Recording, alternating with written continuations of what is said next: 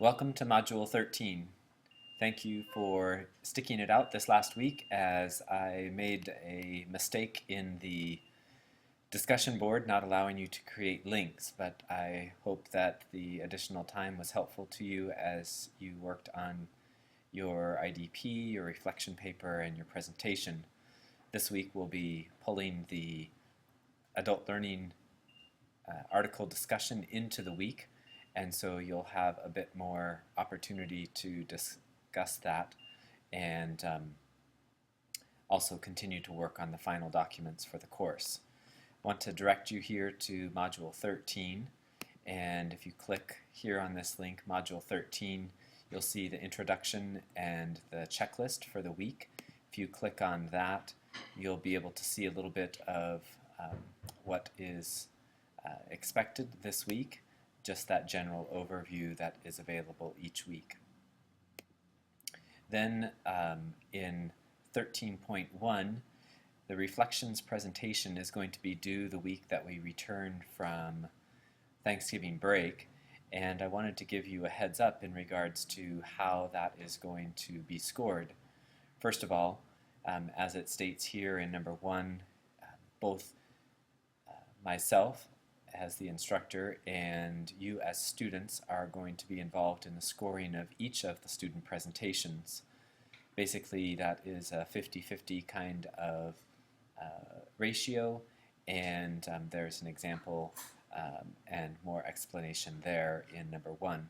And number 2 is the actual rubric that we'll be using, and this will give you an idea how to put the finishing touches on your presentation as you craft that over these final 2 weeks. Make sure that you pay careful attention to the creativity, the logical goals for your IDP. So basically your goals should be matching what your SMART goals state, and your courses that you're selecting. Clearly we've gone over that in your IDP rough draft appointment and your feedback, but you want to make sure that that's clear for those that are viewing it as well.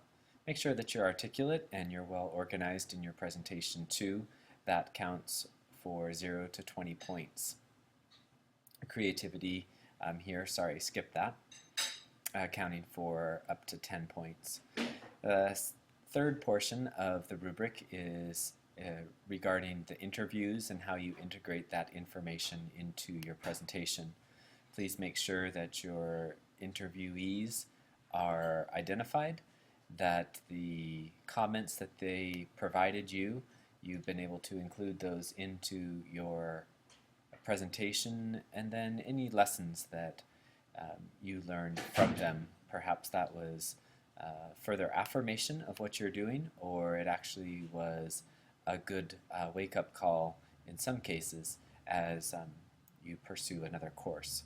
That's up to 20 points as well. And then the time frame that we're asking you to present is from 5 to 10 minutes.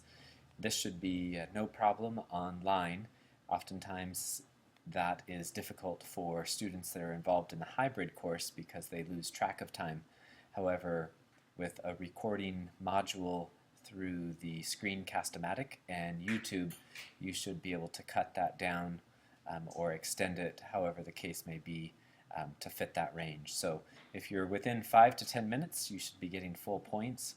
If you go beyond that or under that, then that is where you begin to lose points.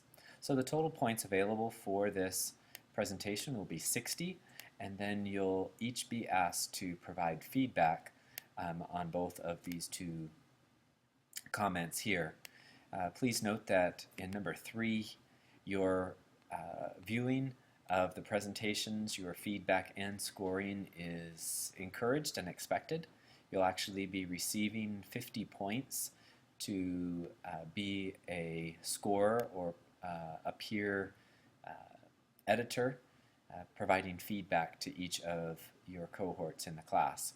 So please make sure that you attend to those. There'll be more discussion on that later as we go through the week and when we get back after Thanksgiving break.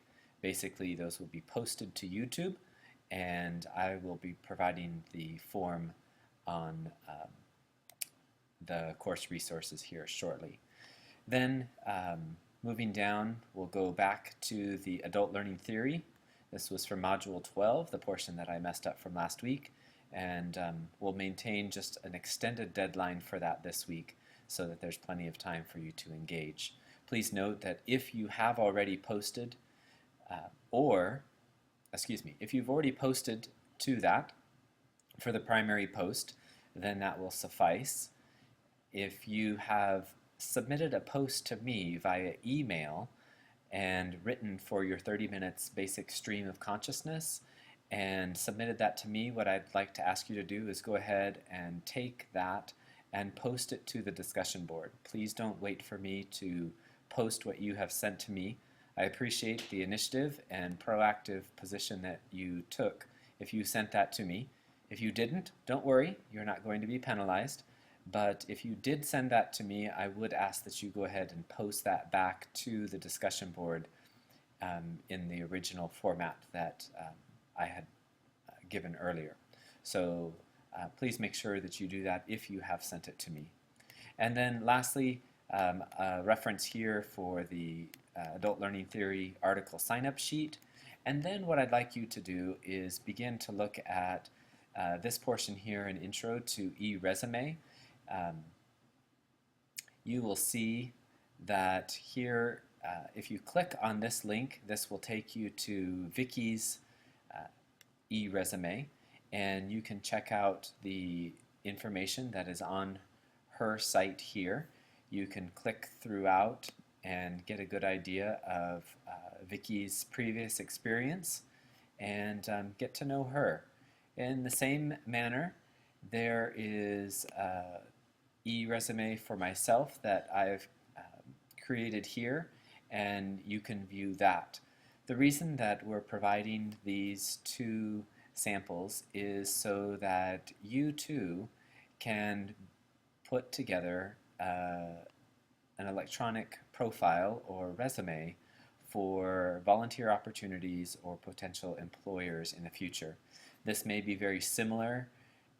It's more of a graphic sense of what you see in LinkedIn, and in fact you'll notice right over here this icon, they actually integrate a lot of information from your LinkedIn account if you have one.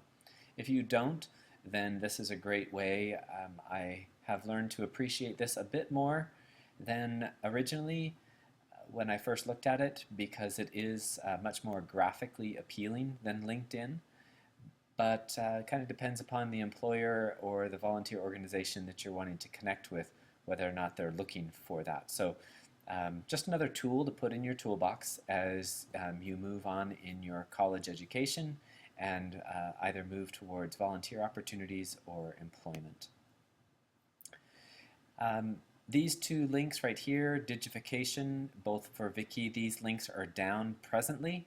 I apologize for that. As soon as I get accurate link, I will update that. So if you click on that, they won't be available, at least right now. I do want to back up just a moment here to the 13.2 Adult Learning Theory. If you click here on this link, we want to make sure that, there we go. So it looks like Ben and Lisa have already posted for their primary post. Thank you, Ben and Lisa. Also, this was me kind of messing around yesterday afternoon trying to figure out why it was that I had thrown you all for a loop. So you can just disregard those and go ahead and create your own thread right here and put your name just as Ben and Lisa have done here. So I'm going to go back here to our weekly modules.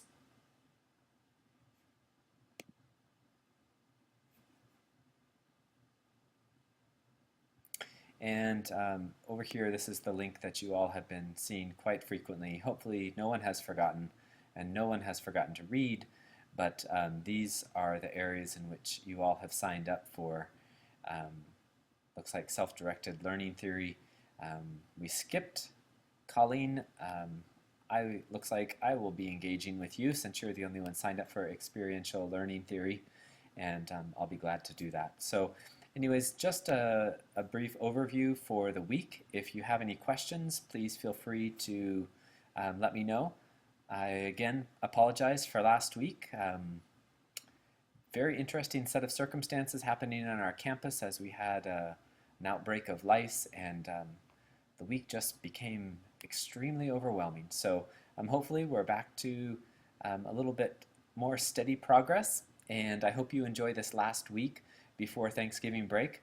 Finish strong to the end of this week so that you can enjoy the Thanksgiving break, and we'll join each other again that following week. Thank you.